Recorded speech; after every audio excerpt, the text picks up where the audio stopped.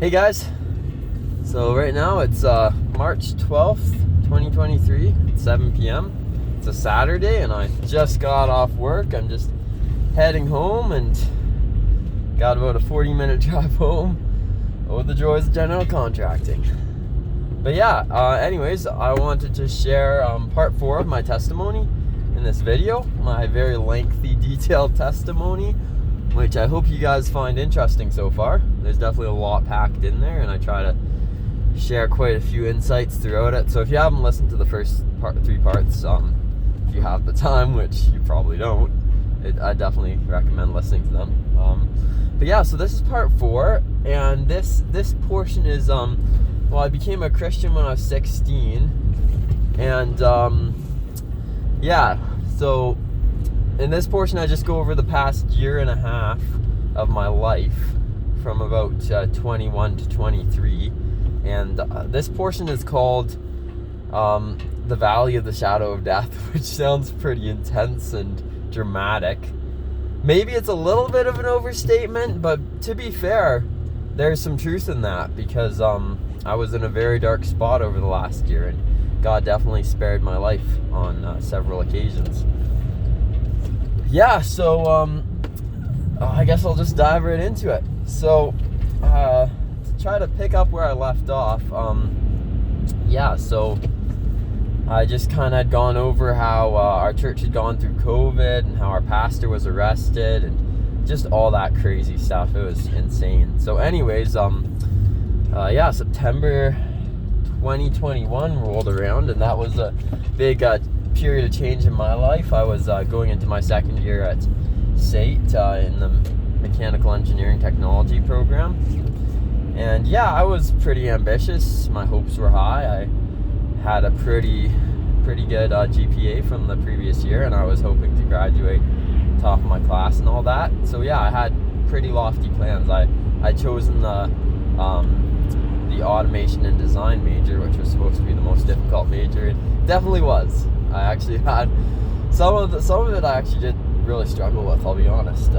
So anyways, yeah, I moved to Calgary, and the reason I moved to Calgary is because a lot of my courses were going to be in person. So yeah, I moved to Calgary and just started tackling it, and I moved into Calgary to Parkdale with a good friend of mine, my best friend, and yeah, I mean, kind of right off the get-go, things just weren't quite right because, I mean, my best friend, he had just broken up with my sister, and I don't want to go into details on that, but it was the most brutal breakup I've probably ever, definitely the most brutal breakup I've ever witnessed in person, and the most brutal breakup I've ever heard of.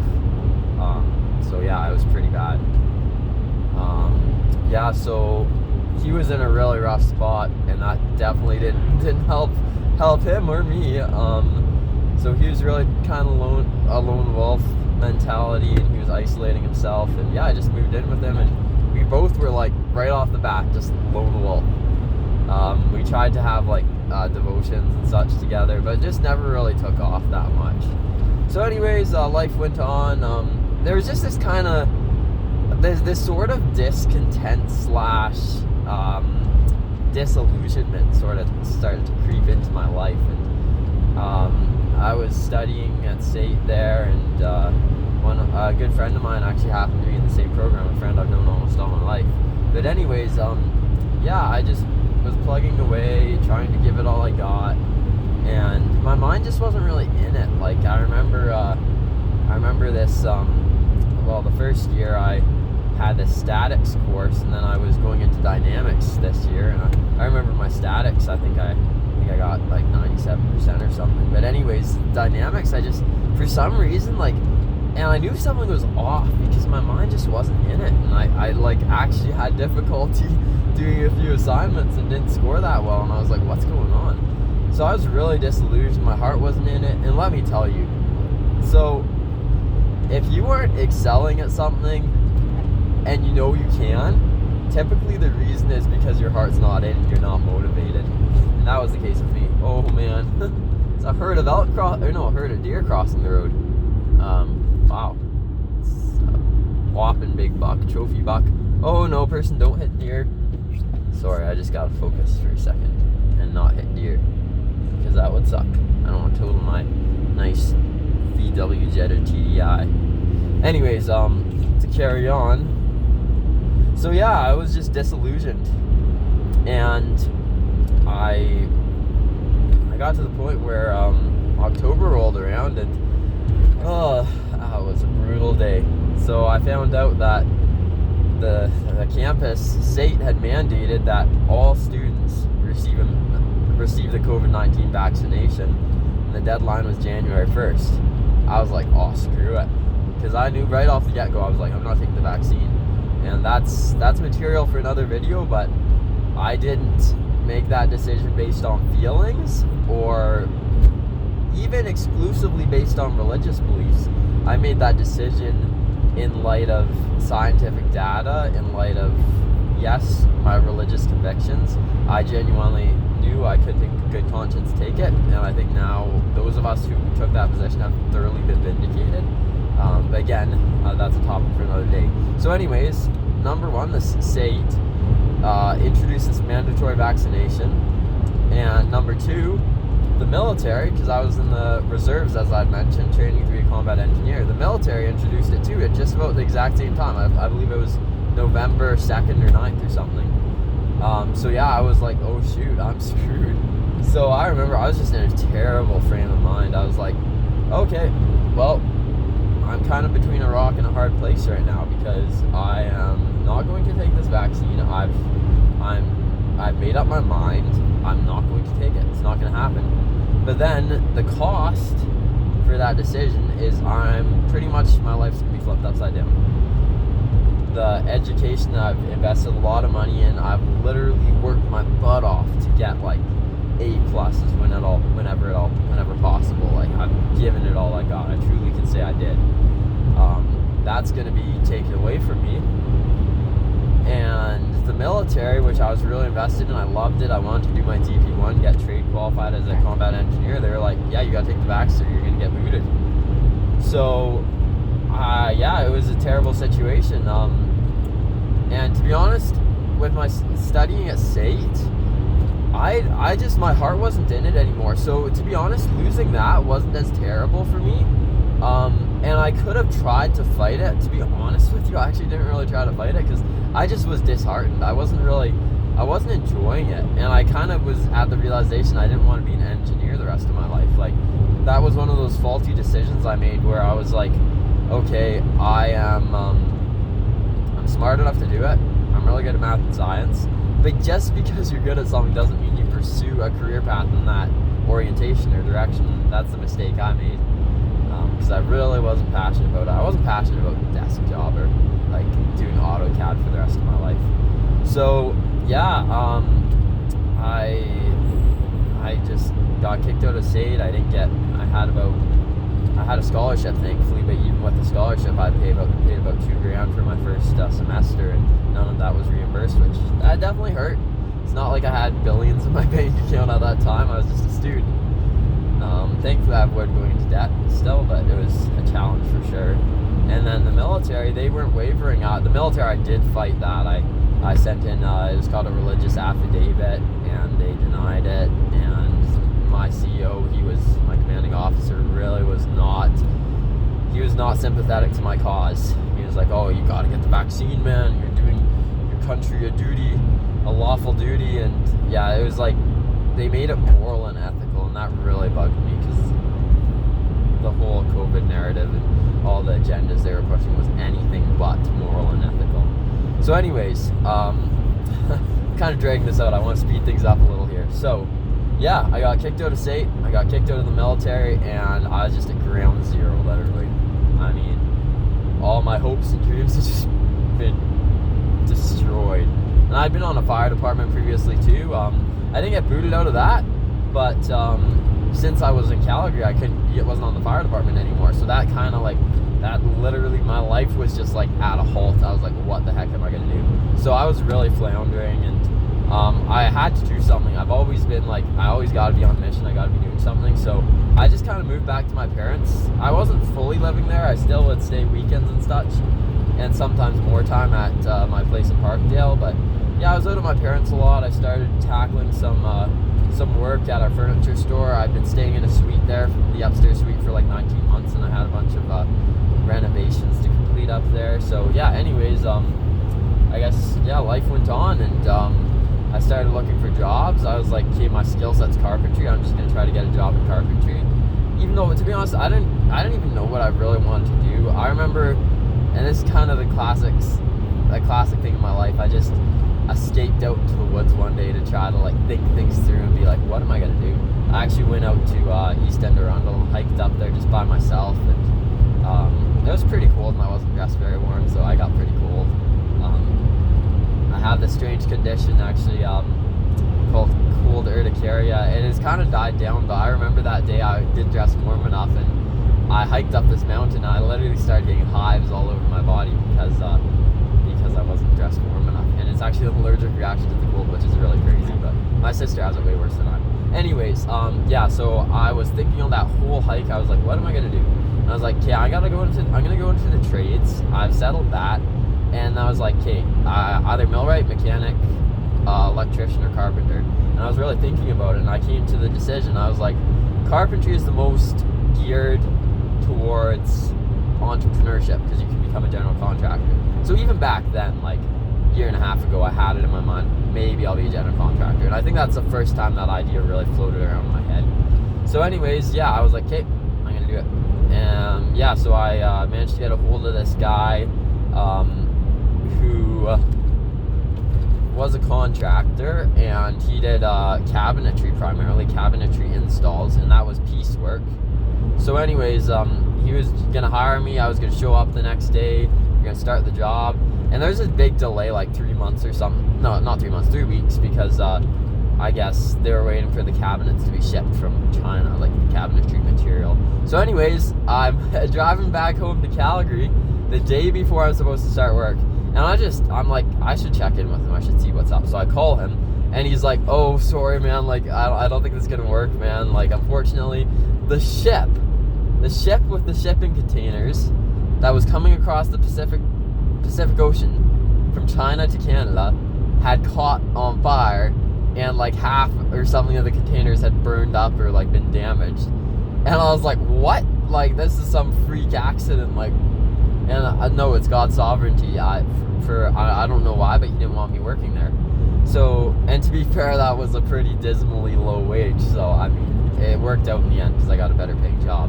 So, anyways, December 1st, I had gotten in touch with a friend of mine who was a carpenter, and I asked him if he'd hire me, and he said no, but he said his friend would, who was his previous employer, would be interested in potentially apprenticing me. So yeah, I contacted the company, and I don't really I think I'm gonna avoid publicizing names and such on these videos, just because, I mean, confidentiality, privacy, and everything. And I'm gonna touch on some stuff that happened at this company later on, so I don't need to name names. So anyways, I started working for this luxury custom home builder, which was a really cool company. So yeah, I started working for them December 1st, 2021, and I still remember I kind of made this bad decision right off the bat where, like, I started work December 1st, and then my family's vacation kind of coincided with that time, and I was kind of that escapist sort of mentality was starting to creep into my mind, and I didn't want to really be at work, to be honest. I was like, yeah, I just got to make money. Like, that's the only reason I'm here, which is a terrible, terrible motive. And looking back, I'm never going to have that motive again in my life. In fact, now, if I wouldn't hire a guy with that intention. And I guess I wasn't entirely like that. To be fair, early on, I was actually pretty invested. So that's more like later on. But anyways, I made this bad decision of going on a vacation. Like, I told my boss in advance. I was like, by the way, I'm going to go on a vacation. That was like 3-4 days after starting. Somehow he let me. I don't know how. But anyways, I didn't have the best, I didn't step forwards with my right foot, so to speak. So anyways, yeah, I came back from vacation, and I worked a couple weeks there, and I don't know, I just, like, my heart wasn't in it. And this is like, something was wrong on a way deeper level, and I'm going to get into that. But this is just where it all started. because I'd been disillusioned, I was dissatisfied, I still didn't know if this is what I wanted to do, and then I started questioning maybe I should go back to mechanical engineering technology if they take away the vax mandate. So yeah, I just gotta focus on traffic here. I don't want to get T-boned. So 2022 rolled around, and I don't know, things were still pretty difficult. I had Christmas break, and I really wasn't looking forward to getting back to work, and I just was not in a good frame of mind. So I got back to work, and then honestly, the next portion of my life, a lot of it's kind of a blur, to be brutally honest, because I was going through some really dark stuff. So these really dark thoughts started creeping into my mind, and this was a gradual thing. It didn't happen overnight. Like, I had not been content, but I still had occasional moments when I was like happy and upbeat. Like, I still had a good sense of humor and everything. I'm still myself, but I gradually started falling into this depressed mindset where life kind of didn't have meaning anymore, and it was really terrible. It was really dark. And yeah, just all these terrible thoughts started coming into my mind gradually. Like, it was kind of for those of you who've studied biology, and you're familiar with positive feedback loops and negative feedback loops. I mean, that's not just in biology, that's a thing in many facets of life. But what I can describe it as is a vicious cycle that was in fact a negative feedback loop. So basically what was happening in my life is I was thinking all these negative thoughts about myself. I was thinking, I'm worthless, I'm useless, I'm going nowhere in life. I had friends who'd be like, dude, what are your future plans? What are you working towards? And I didn't know, and I felt terrible because I've always been super driven and motivated, and I just was at a loss. I don't know what to do. So it was this negative feedback loop. Those thoughts started coming into my mind, like, you're useless, you're worthless. And it really got bad. Like, by the end of January, early February, I started thinking, like, I should just kill myself. And it was terrible. Like, I think I had those thoughts once or twice in my life before, specifically when I was back in high school, first semester. That was the only other really dark period of my life. But yeah, it just was super dark. And I just remember I started, and why I say this is a negative feedback loop is because the more I thought those thoughts, the more, like, they weren't just thoughts in my head, they actually affected my actions and how I lived. And that's a truth from scripture. It says, I'm trying to recall the exactly what it says, but it's along the lines of, as a man thinks in his heart, so is he. And that is so true. Like, if you're fighting a battle internally, if you're depressed, if you're struggling, if you're bitter, it's gonna be visible. Even if you're the best at hiding things, like, I know people are very good at hiding things, and it still does come out. And I tried to hide it, I'll tell you, but no, it came out, and people could tell something was wrong. I was just not very happy. I was depressed, and then all these, like, it just got worse. Like, it was crazy. Like, I started telling myself, like, along the lines of being worthless, I started actually thinking that I was, like, something was wrong with me mentally. It was really, really psychological. It was psychological, and what's the word?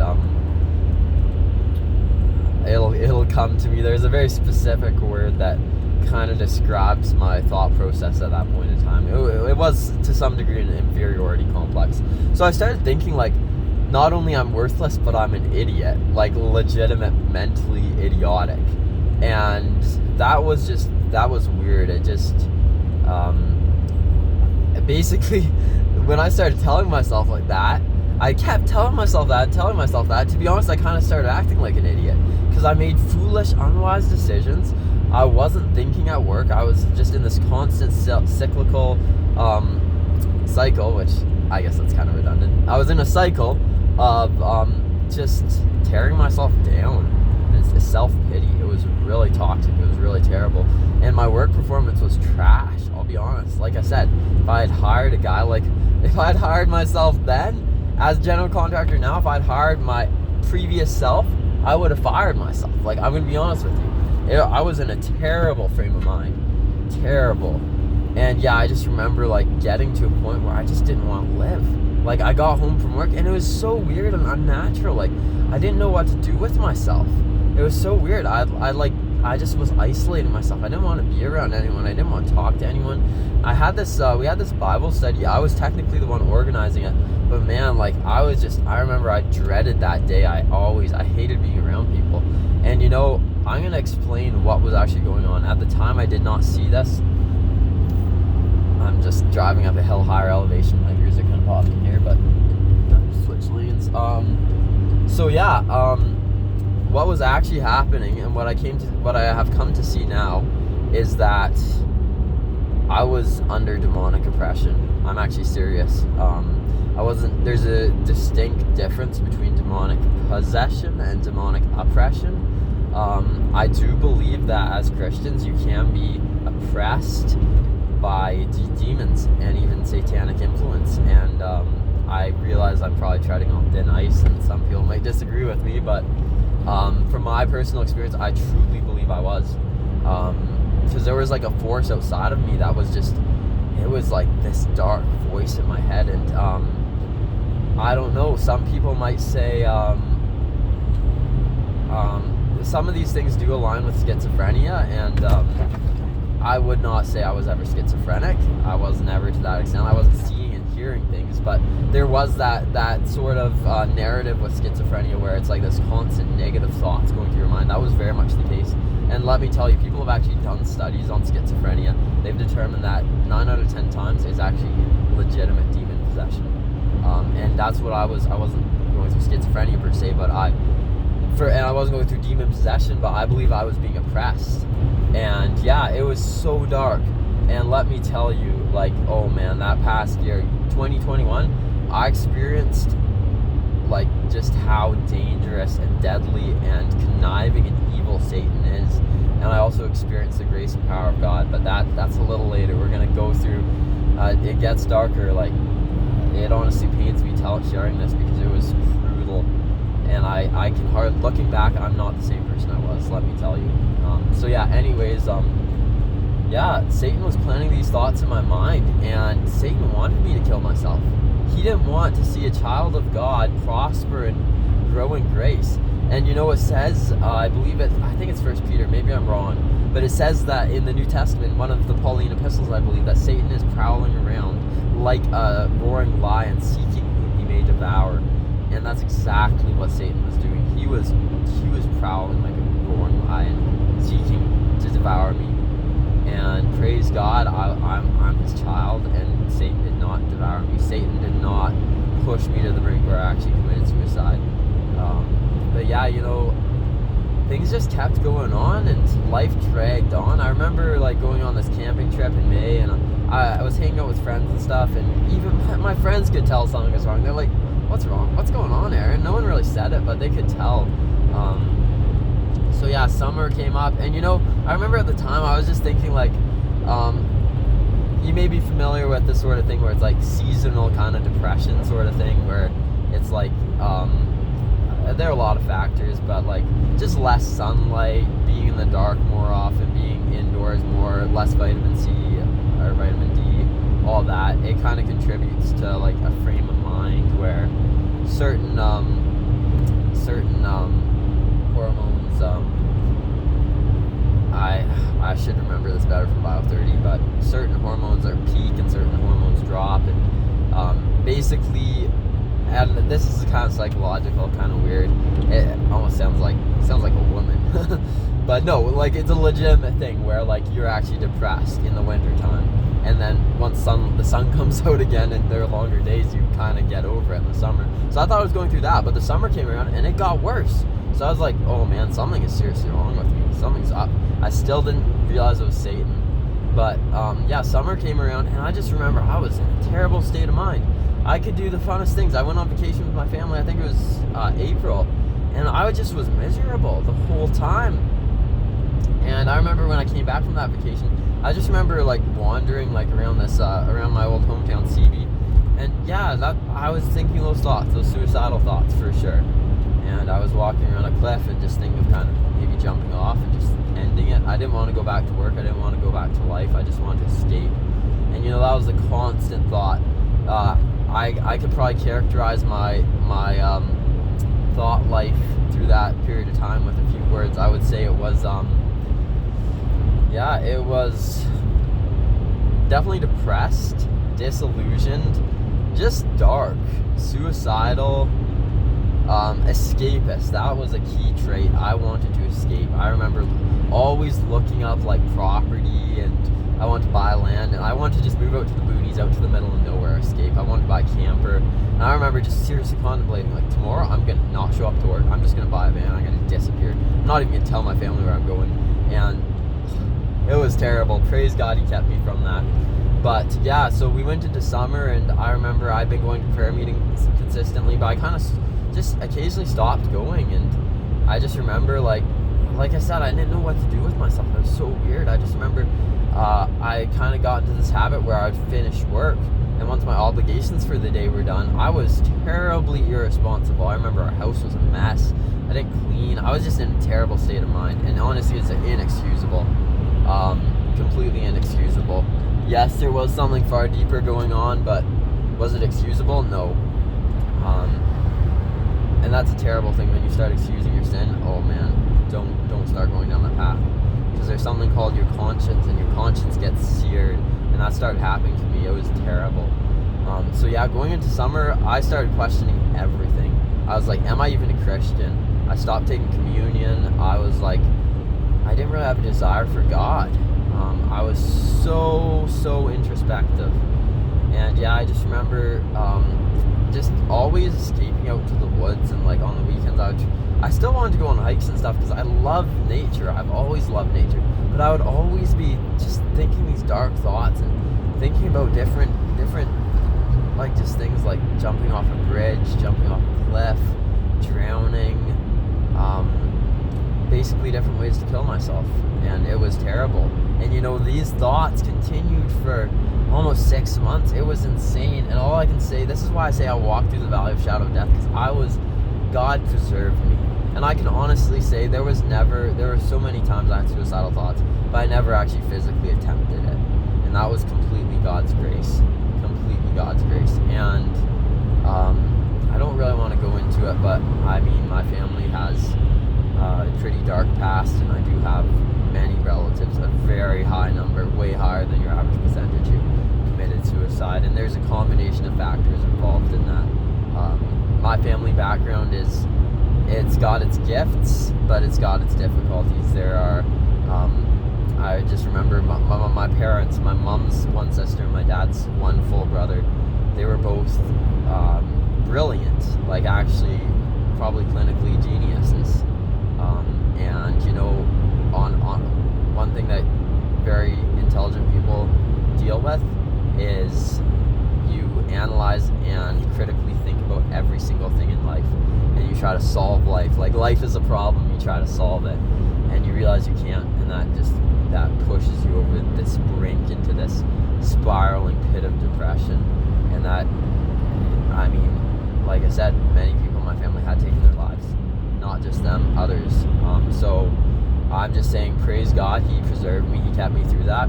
And yeah, I just kept on living, but I wasn't really living. I wasn't thriving, I was surviving that whole summer. And yeah, life dragged on. I remember we got to August, and just at work, oh man, it just got terrible. Like, I was not in the right frame of mind. I honestly wasn't. I sucked. My memory was trash. People would tell me stuff and I would forget it. And I remember my foreman, he legitimately thought I was stupid because I was so absent-minded. I wasn't thinking about work. I really didn't care. And he was concerned. And honestly, they should have fired me at that point in time, because I was not a good worker. And this is what I say. What you're thinking always affects how you act. Always affects how you act.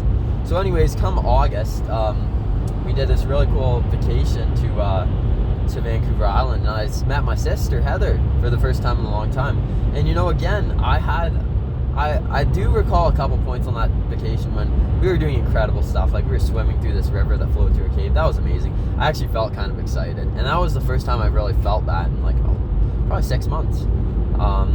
And yeah, it was good catching up with Heather, but even on the vacation, I was not in the right frame of mind. And my dad could tell for sure. We went on a road trip out there together. I don't think my dad ever vocalized it, but I'm certain he could tell. Like, I just wasn't my normal perky, like, just fast-paced, like, act of like get it done kind of self. He knew something was wrong. So anyways, we came back from vacation. I went back to work, and at that point in time, I forgot to mention I actually had moved back to my parents. It was kind of weird because my roommate and I were going to move to my old suite in Cremona because we both wanted a change. He wasn't in a good state of mind either, and that was kind of it was we were affecting each other for sure in a bad way. Like we were both just not in good states of mind.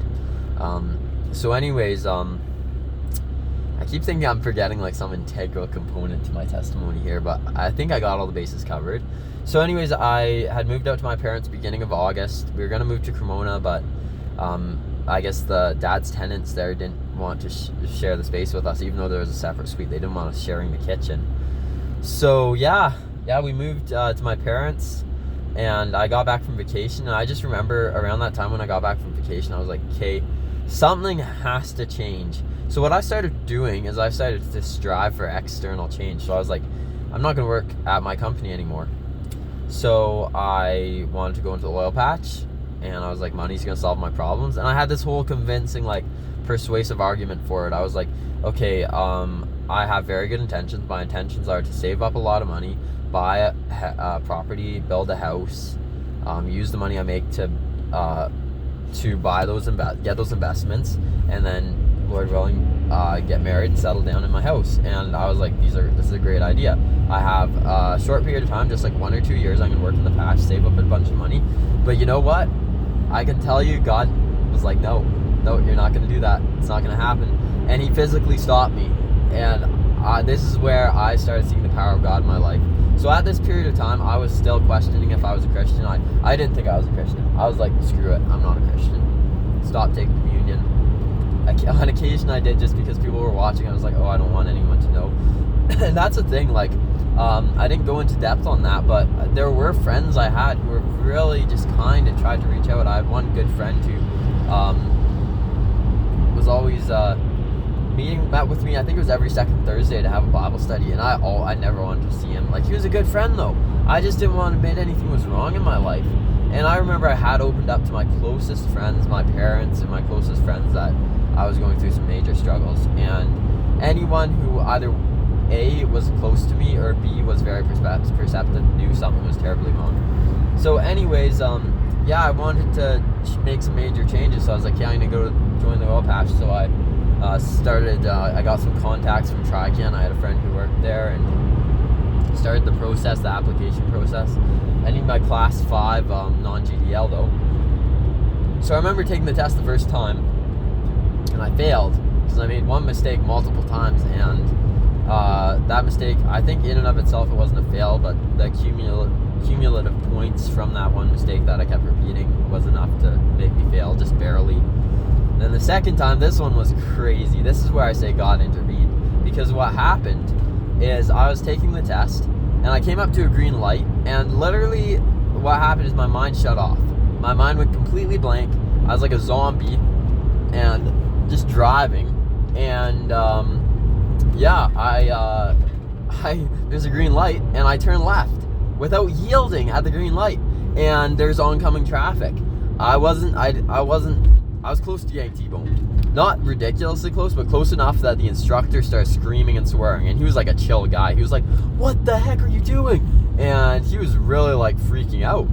And we finished the test, and the instructor was like, "You know, man, you're a really good driver, but I'm sorry, man, you failed, because that was an instant automatic fail when you didn't yield at the green light."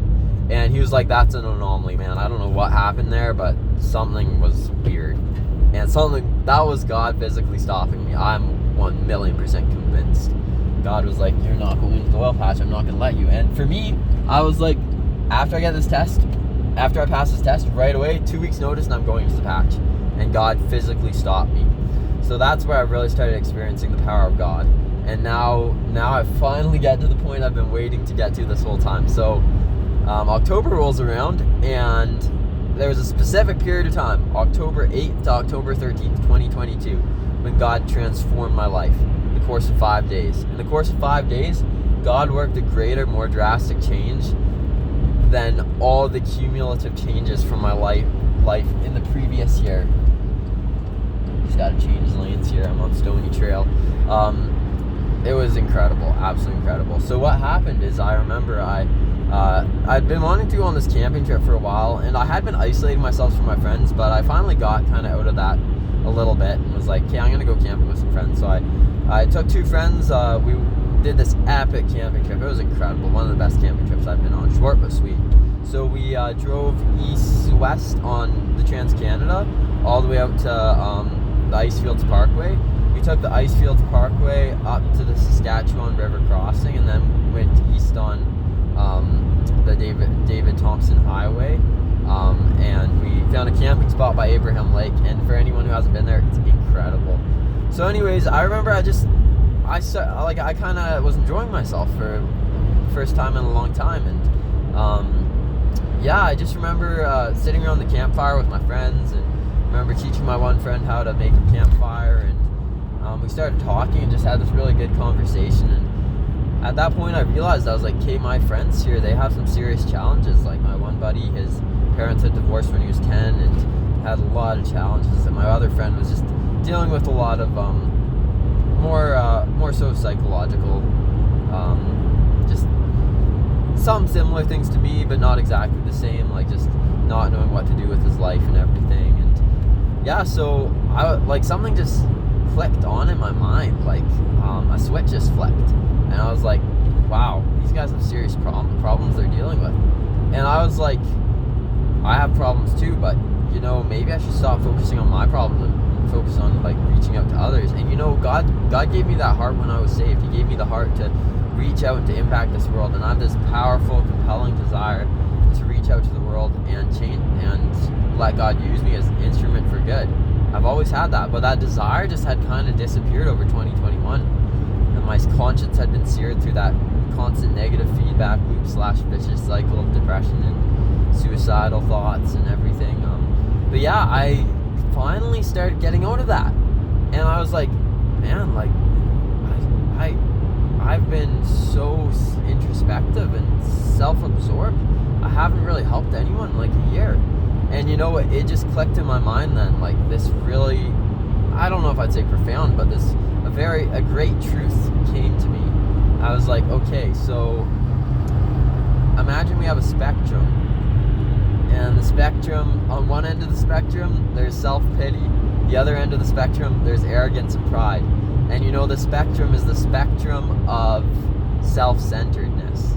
So ultimately, in my opinion, pity is just as evil as pride, because you're self-absorbed, you're self-focused. And let me tell you, this is crippling. When you are so introspective and pity yourself so much that you're constantly looking internally and not looking to help those around you, it completely cripples you. And it had completely crippled me. I had not been able to help anyone in my life for a very long time. And I think if anything, I had been hurting people because I wasn't there for them. I wasn't caring for them. Even people who were going through crisis. I remember I had a friend whose father-in-law committed suicide. I didn't even so much as give the guy a call. It was terrible because I was so absorbed with my own problems. It was unreal. And so I just recognized this. I was like, this is terrible. This is sinful. This is wicked. I cannot keep living like this. So over those days, I remember coming back from the camping trip, and something had changed in me. I was not the same person. I don't believe that was the time when I was born again, but God had brought an incredible, miraculous change in my life. And this is where I started seeing the power of God. Because, Satan, his conniving evil ways, over the course of a long, slow period of time, he started these thoughts of depression and suicide started creeping into my mind. But that was a long time. It took several months to really get into that even more. And God, he worked this change in 5 days. So I was like, screw you, Satan, you got nothing.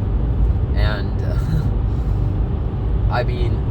it says in the Bible that he who is in you is greater than he that is in the world. And that is so true, Christian. Like, God is so much more powerful. And it's something, I believe it's Psalm 32 really resonated with me. It talks about God taking our feet out of the miry clay and setting us on a rock. That's exactly what God had done. Because in the course of 5 days, I went from being directionless, clueless. My whole idea to go to the oil patch had been upturned. I was so lost. I went in the course of 5 days from being completely lost to having a rock solid view of where I was going and what I want to do with my life. And that is completely God's grace. This is not natural. I explain this to non-Christian friends and they don't understand it because it is not natural. So yeah, God worked that change. I came back from vacation instantly. First thing I want to do is reach out to my friends who are struggling that I'd neglected for so long. So I reached out to one friend. I visited him. He was really lonely, living by himself and just struggling. And I just started telling him like what I'd learned. Like, you know, man, like I think you're in the same place as I was like about a week ago for the last year. And I met my sister and started encouraging her and trying to be there for her. And yeah, it was just a drastic change. And ever since then, it's just been like, it's escalated. Like God's just continued to work change in me. I had ambitions, desires, and goals, and I might as well be quite frank. Like God really, he gave me a great sense of clarity, crystal clarity. I knew exactly where I wanted to go. I knew exactly what I wanted to do. And honestly, it got to the point where I was like so focused, so driven. I think I started like kind of freaking some of my friends out because they were like, holy smokes, man, what happened to you? You changed so drastically. And every single one of my friends was like, they knew something had drastically changed. And literally, I think everyone at my church knew something had drastically changed because I was not the same person. This is what I tell you.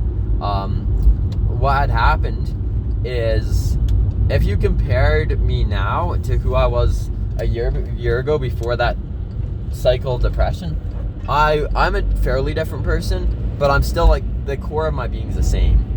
I was still driven and such, like the whole span. But that period of time, all I can say is I was under demonic oppression, and Satan was trying to attack me. And for almost an entire year of my life, I was not myself, literally. If you sat my current self beside my previous self, it wouldn't have been good. It wouldn't have been good at all. You would not see any similarity whatsoever. I kid you not. My work ethic wasn't there. My mental game wasn't there. I really wasn't doing well on any level, mentally, physically, spiritually. But yeah, like I said, over the course of 5 days, God transformed that. He transformed my life. It was absolutely mind-blowing and incredible. Everyone could see it. My parents could see it. And my family and my friends, and I'm sure my pastor and my church. So yeah, God had worked that change in my life. And you know, I had 3 goals, 3 very clear-cut, concise goals. And you know, those 3 goals, first one was to serve God and serve others. That's still my goal. Second one was to build my business to the glory of God, and I kind of went into that in the video I shared before I shared my testimony, video about my general contracting business. So I really knew that I didn't want to continue being continue being an employee. I had always known all along that just the way God wired me, I was more of an entrepreneur at heart. I wanted to run my own business, and yeah, I started my general contracting business January 2023. So yeah, God just gave me the sense of clarity. Serve God, serve others, build my business for the glory of God, and number 3, get married and raise a family. And I can safely say at this point, goal number 1, that's a recurring goal that I'm constantly doing every day, day in and day out. I do struggle, I do fall, I'm a sinner, but God is working a great change in my life. Philippians 1:6 says, he who's begun a good work in you will complete it until the day of Jesus Christ. And that is, I can testify to that truth. I just got home, but I'm going to continue. I'm almost done here. So yeah, that's goal number 1. Goal number 2, to build my business to the glory of God. God has just worked in incredible ways. I all glory to him. So this opportunity to run my general contracting business has proven to be a great opportunity to share the gospel, to be a light for Christ. I have a lot of subcontractors. About half my subcontractors are genuine born again Christians, and on jobs the clients have been like, wow, I can really tell your subcontractor lives out his faith. And that just like filled me with joy the moment they said that. I've also had opportunities to share the gospel with my clients. One Mormon lady, and she's really compelled, really interested fascinated by the gospel, and I'm trusting that God's drawing her to himself, and it's been incredible. I can honestly say I 100% am convinced and 100% believe that God has given me a calling in life, and that calling is to glorify him in my business as a general contractor through serving God and serving others. And really what God's impressed on my heart is he wants me to be an enabler. By God's grace, I've been able to provide multiple friends with employment and income through my general contracting business. God has given me incredible opportunities. I recently came back from a business trip to Invermere where I potentially secured over a 7-figure contract building a custom home. And I don't say this to brag, I say this because God is good. And maybe I'll share that quickly because it's really incredible what happened. I drove to Invermere, walked into an A&W, and I just saw this guy in like steel-toe boots and a jean jacket. I was like, he's probably a contractor. So I go over and talk to him. And I wasn't even going to go to A&W initially. I was going to go to Tim Hortons, but then I remembered I had an A&W gift card. So I go over to this guy, I start talking to him. I find out he's a landscaper. I find out he's a Christian. And then out of the blue, he shows me his bank account info. And this guy's worth multiple tens of millions. Like, I was like, what? Holy smokes, that's crazy. Sorry, it's another bad habit I got to get over, saying holy stuff, because only God's holy. I apologize, I shouldn't have said that. And yeah, so I started talking with him, and he was really impressed, and I potentially have secured that contract to build his brick mansion there in Invermere this summer. It's up in the air still, but very likely. And then the next day I went to Tim Hortons. I had a bunch of paperwork to do, even though it was technically it was more of a business trip, so I was still doing work. So I overheard these two people talking about God. I went over, and it turned out these two guys were pastors, pastor of the Alliance Church and pastor of a Pentecostal church in the Invermere area. And I started talking with them, shared my testimony. They were really amazed, and they ended up getting the contact info of a guy whose property I could basically store my stuff on, because I'll be going out there with a 17-foot cargo trailer, a 24-foot gooseneck camper trailer, my company truck, my car, my camper van, probably my motorcycle. So it's going to be like a whole base camp. So God just provided in incredible ways. So that's why I say I believe God called me to be a general contractor. He's provided. He's given me incredible opportunities. I can honestly say from the bottom of my heart that God runs my business, because he truly does. And this is the calling I believe he's given me. I believe he wants me, by his grace, to strive to do my best, as William Carey said, to save all I can, give all I can, and I forget the third part, but some of you may know the quote. Earn all you can, I believe, yes. And I do believe that God's gonna give me opportunities to significantly help out people struggling in specifically in financial metrics. God's been very good to me. He's been very good, and I want to surrender my life completely to him. And then goal number 3, to get married and to raise a family. I'm still working on that one, but I'm just trusting God. I've definitely been active in that realm, just I guess you could say dating. I'm not going to go into that in too much depth, but I'm just trusting God there. There have definitely been I had my hopes up a few times and my hopes were dashed, but God's good and he'll work everything out for good, and I'm just going to trust him with my life. And at this point, I'm not trying to figure life out on my own. I'm just completely trusting God. He has everything lined up. He saw that he'd save me before time began, and I completely trust him, completely put my life in his hands, and my life is God's. And I can genuinely say that to me to live is Christ and to die is gain. And I can say, as I love the book of Philippians. I believe Paul says in Philippians 1:19, It is my eager expectation and hope that in nothing I shall be ashamed, but with all boldness, as so now as always, even so Christ will be magnified in my life, whether by life or by death. And that is honestly pretty much the theme verse of my life.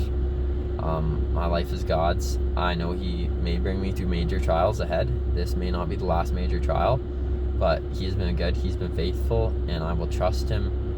And all I can say, for those of you who've taken all the time and watched this whole testimony, if you do not know Christ, surrender your life to Him. You'll never find peace, you'll never find hope, you'll never find joy until you surrender your life to Christ. I can tell you this from the bottom of my heart. I can tell you this from multiple diverse standpoints and from differing facets. I can tell you this on a personal basis in my own personal life. God has shown Himself to be so real. Satan is real too. He's a roaring lion. So flee the devil, flee sin, flee temptation, run to Christ, surrender your life to Him. I can tell you this, yes, on a personal level. I can tell you this on a scientific level in terms of God's beauty and creation and His design and handiwork. I want to go more into depth on that in future videos. Like I said, I love science and I love to discuss, just go into the incredible facets of just like atomic physics and molecular biology and just all those things. So yeah, personal, scientific. I can also say, I can tell you, I think every level out there, truly, God is good, God is faithful, and surrender your life to Him, because there's no hope apart from God. So all praise to God, all glory be to Christ. So peace out. Yeah, I hope you enjoyed this series, and God bless you all.